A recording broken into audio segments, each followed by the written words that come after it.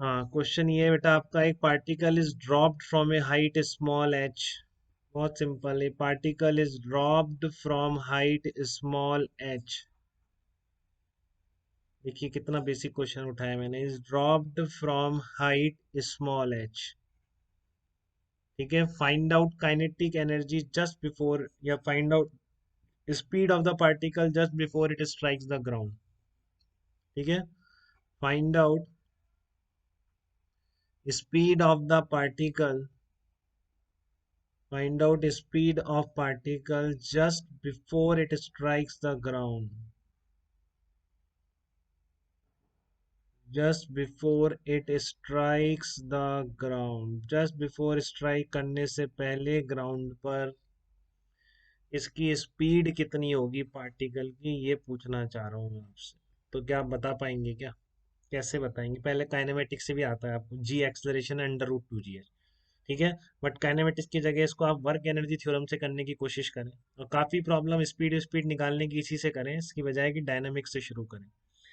धीरे धीरे वही आदत दिलाने की कोशिश कर रहा हूँ। तो आप क्या कहेंगे, रेजिस्टेंस फोर्स हम एयर का ले नहीं रहे, कभी ले लोगे तो उसका भी वर्क आ जाएगा, या आपको स्पीड बता देगा वो कितनी स्पीड से टकरा रहा है, तो फिर आप एयर रेजिस्टेंस का वर्क भी निकाल पाओगे।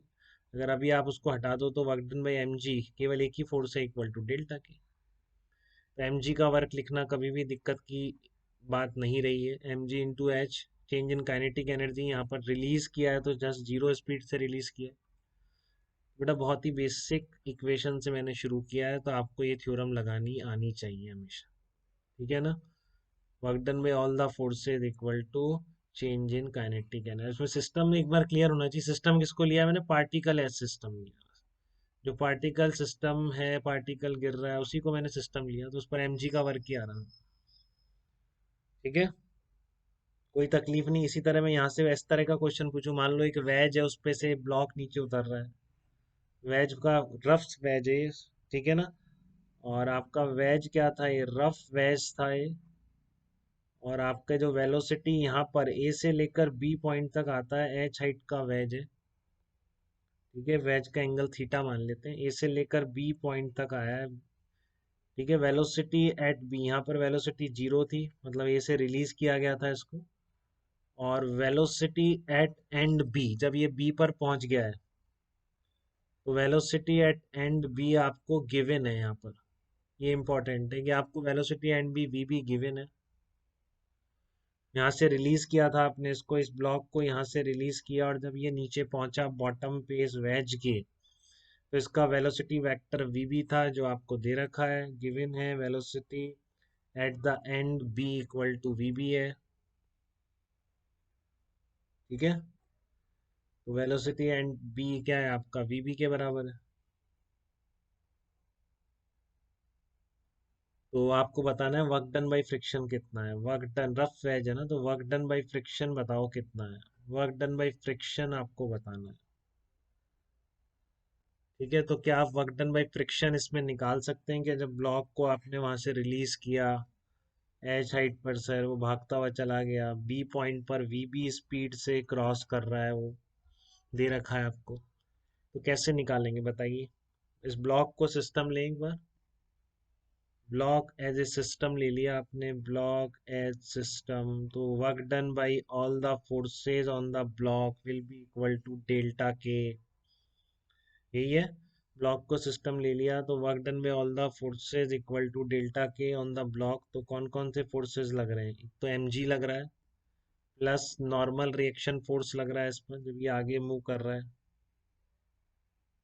ठीक है, तो इस पर एक नॉर्मल रिएक्शन फोर्स लग रहा है। वर्क डन में ऑल द फोर्सेज में एम जी का आ गया, नॉर्मल रिएक्शन का आ गया, प्लस फ्रिक्शन का आ गया, इक्वल टू बी पर काइनेटिक एनर्जी माइनस। ठीक है ना, तो आपको वो पॉइंट्स क्लियर होने चाहिए बेटा, जिनके बीच लगा रहे हो किस सिस्टम पे लगा रहे हैं। तो ब्लॉक है system between A and B, ये आप वर्क एनर्जी थ्योरम में पहले क्लियर करें। जब भी आज किसी सिस्टम पे वर्क डन में all the forces equal to delta K लगाने जा रहे हैं, तो पहले आप ये क्लियर करें कि किस किस के वजह से आप लगा रहे हैं। ठीक है, तो एम जी का वर्क प्लस नॉर्मल रिएक्शन का वर्क प्लस फ्रिक्शन का वर्क सब मिलके किसके बराबर आएगा, change in kinetic energy of the system के बराबर। ठीक है। तो चेंज इन काइनेटिक एनर्जी का मतलब बी पर काइनेटिक एनर्जी माइनस ए पर काइनेटिक एनर्जी। तो बी पर जो काइनेटिक एनर्जी आ रही है उसे लिख दो half M V B square, minus वहां पे रिलीज किया था। अच्छा इसमें बताओ नॉर्मल रिएक्शन का वर्क कितना होगा, मुझे ये बताओ नॉर्मल रिएक्शन का वर्क कितना होगा इसमें, कोई बता सकता है जल्दी से? नॉर्मल रिएक्शन का वर्क कितना होगा? हाँ क्योंकि नॉर्मल रिएक्शन और डिस्प्लेसमेंट हमेशा 90 डिग्री पर हो। नॉर्मल फोर्स हमेशा ये वैज चल जाएगा तब सिचुएशन अलग होगी, अब ये फिक्स्ड वैज है। ठीक है वैज चलेगा वो बात भी कर लेंगे अपन, बट अभी नहीं चल रहा है तो इस केस में नॉर्मल रिएक्शन का वर्क डन जीरो है। ठीक है normal reaction and displacement both are perpendicular. M G का वर्क लिखना आता है आपको, M G H plus friction equal to half M V B square. तो फ्रिक्शन का वर्क अब देखो म्यू एम जी कुछ नहीं दे रहा कहीं, आप देखो सर म्यू तो गिवन ही नहीं था और ये चल रहा था तो काइनेटिक फ्रिक्शन था, मैं वर्क कैसे लिख के आता? तो इतनी बेवकूफ़ी में मत पड़िएगा, आपके पास एक वर्क एनर्जी थ्योरम और है वर्क निकालने के लिए। तीनों फोर्सेस का वर्क लिख दिया, दो का आपको पता था तो तीसरे का निकल नहीं जाएगा जब आपको चेंज इन काइनेटिक एनर्जी भी दे रखा है। तो फोकस करिए इस बात को, तो यहाँ से फ्रिक्शन का वर्क कितना आ जाएगा, minus M G H minus M V B square upon two. Friction का वर्क आ जाएगा minus M G H minus M V B square upon two. ये हो जाएगा वर्क डन बाई फ्रिक्शन।